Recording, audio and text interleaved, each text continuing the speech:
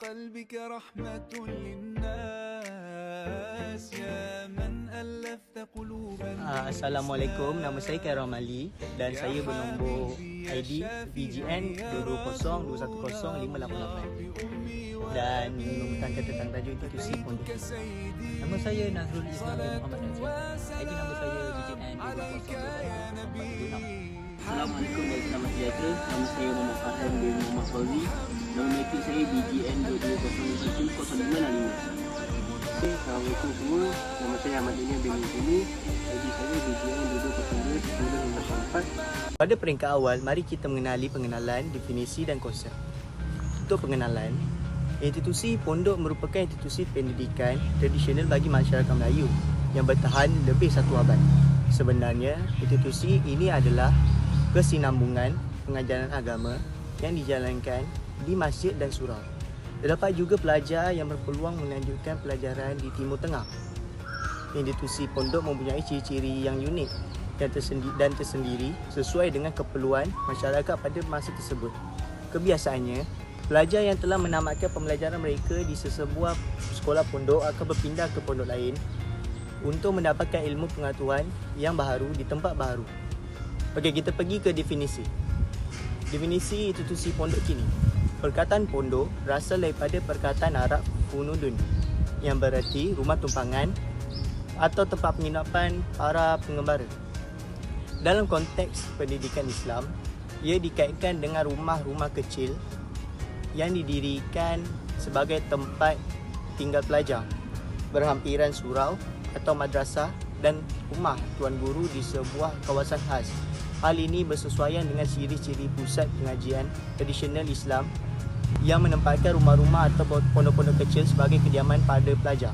Untuk konsep pula, pondok adalah sebuah lembaga pendidikan tradisional di dunia Islam yang umumnya berfokuskan pada pengajaran Islam dan keislaman. Konsep institusi pondok memiliki beberapa karakteristik yang khas seperti pendidikan agama yang memfokuskan tentang Al-Quran, hadis, fikih, hukum Islam, akidah, keyakinan Islam dan ilmu-ilmu keislaman lainnya. Tujuan utama pendidikan di pondok adalah untuk menghasilkan individu yang berpengetahuan agama yang baik dan mampu mengamalkan ajaran Islam dalam kehidupan sehari-hari. Seterusnya, saya akan membentangkan tentang sistem pengajian institusi pondok kini. Yang pertama, kurikulum. Pendidikan pondok seperti institusi pendidikan yang lain. Kurikulum pondok juga berubah dari masa ke semasa, tetapi tetap melandaskan ajaran Islam. Perubahan kurikulum ini berlaku akibat daripada perubahan guru atau pertambahan ilmu. Mata pelajaran yang diajar di kebanyakan pondok termasuklah Nahwu, Saraf, Fiqh, Tauhid, Tasawuf dan Akhlak. Namun begitu, terdapat perbezaan di antara sesebuah pondok dengan pondok yang lain.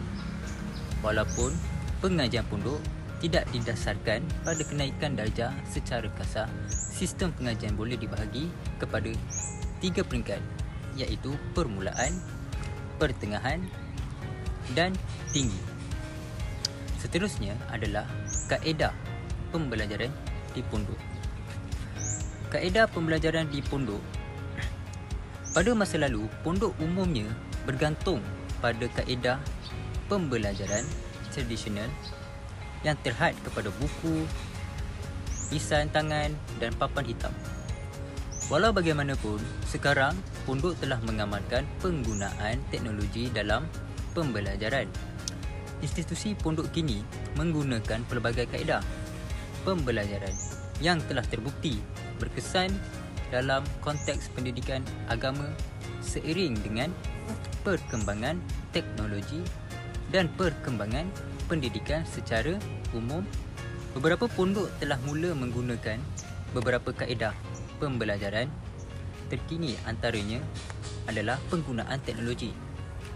Beberapa pondok telah mula menggunakan teknologi dalam proses pembelajaran. Antara peranan institusi pondok kini, seperti kita tahu institusi pondok kini yang telah ada sejak berabad-abad yang lalu memainkan peranan yang penting dalam masyarakat saat ini. Meskipun tradisi dan nilai-nilai mereka tetap utuh, pondok telah beradaptasi dengan perkembangan zaman yang untuk memenuhi keperluan pendidikan dan perkembangan masyarakat moden. Antara salah satu peranan utama institusi pondok ini adalah memberikan pendidikan agama yang mendalam kepada para pelajar. Para pelajar belajar tentang Al-Quran, hadis, fiqh, tafsir dan akidah. Mereka mendapatkan pemahaman yang kuat tentang ajaran Islam dan diarahkan untuk menjadi insan yang taat beragama. Pendidikan agama di pondok berfokuskan kepada pemahaman. Para pelajar didedahkan kefahaman tentang kepribadian Islam sebenar dalam jiwa mereka melalui kehidupan ruhiyah yang mendalam. Berdasarkan insan yang kami akhlak-akhlak dan adab-adab Islamiah, justru itu ia dapat memberi impak yang positif dalam menghasilkan pelajar yang berkualiti dan berkepribadian mulia. Seterusnya, Allah tidak mendorong manusia ke arah kemajuan di dalam bidang ilmu dan pengetahuan yang bersifat kebendaan semata-mata, tetapi juga dalam bidang spiritual atau dikenali sebagai rohani. Ini bersama dengan peranan pondok atau madrasah yang sering dikaitkan dengan ilmu tasawuf kepada pelajar-pelajarnya. Selain itu, ketulusan dan kebajikan pelajar. Selain itu, institusi pondok pada masa kini juga telah menggunakan teknologi dalam proses pembelajaran mereka. Para pelajar diberikan akses kepada perangkat elektronik seperti tablet, komputer dan asisten yang memungkinkan mereka untuk mempelajari dan mendapatkan akses ke sumber-sumber ilmu pengetahuan yang lebih luas. Ini membantu memperkaya pengalaman pembelajaran mereka dan mempersiapkan mereka untuk menghadapi perkembangan teknologi dalam kehidupan seharian. Inilah ceritakan tentang sumbangan institusi pondok pada pendidikan masa kini. Okey, pertama sekali yang saya nak cakap ialah sistem pendidikan pondok masih kekal dengan unsur tradisional sehingga ke hari ini. Arus pemodenan semakin menanda di dunia ini tidak menghalang pendidikan pondok terus berkembang dan sempurnanya. Oleh itu, sistem ini telah banyak melahirkan pelajar yang berakhlak mulia dengan ilmu-ilmu agama yang mereka pelajari, meliputi usuluddin, tasawuf, fiqh, mantiq dan sebagainya. Dalam pembinaan tamadun Melayu yang syumul, institusi pendidikan memainkan peranan yang penting. Ini kerana sistem pendidikan merupakan wadah dalam pembangunan dan perkembangan negara. Oleh itu, institusi pondok yang ada pada masa kini perlu diberi nafas baru agar ia sentiasa berlari dengan permintaan masyarakat. Sistem pembelajaran pondok menekankan kepada pembelajaran laki musyawarah iaitu berdepan dengan guru. Walaupun begitu, pembelajaran yang diajar dalam institusi pondok dapat dikuasai oleh pelajarnya sedangkan silibus pelajaran yang diajar dalam institusi pondok adalah tinggi. Daripada sini dapat dilihat bahawa kaedah pembelajaran yang digunakan berkesan walaupun ia merupakan kaedah integriti. Banyak sudut yang dapat dilihat iaitu guru yang menyampaikan pengajaran bukan hanya setakat menjadi sebagai muallim tetapi juga berperanan sebagai murabbi kepada para pelajarnya. Sumbangan dalam pembentukan karakter dan kepimpinan. Institusi Pondok Indonesia memiliki pendekatan pendidikan yang holistik yang tidak hanya fokus pada aspek akademik tapi juga pada pengembangan karakter dan kepimpinan. Para pelajar di pondok diajarkan nilai-nilai moral dan etika Islam serta keterampilan sosial yang diperlukan untuk hidup dalam kalangan masyarakat. Pondok menerapkan disiplin yang ketat dalam kehidupan seharian pelajar. Para pelajar harus mengikuti jadual yang ketat termasuk waktu bangun, waktu ibadah, waktu belajar dan waktu rehat. Disiplin ini membantu mengajar nilai-nilai seperti kemandirian, bertanggungjawab dan kepatuhan yang merupakan landasan penting dalam pembentukan karakter yang kuat. Selanjutnya, pondok juga menekankan pentingnya kepimpinan dalam pendidikan mereka.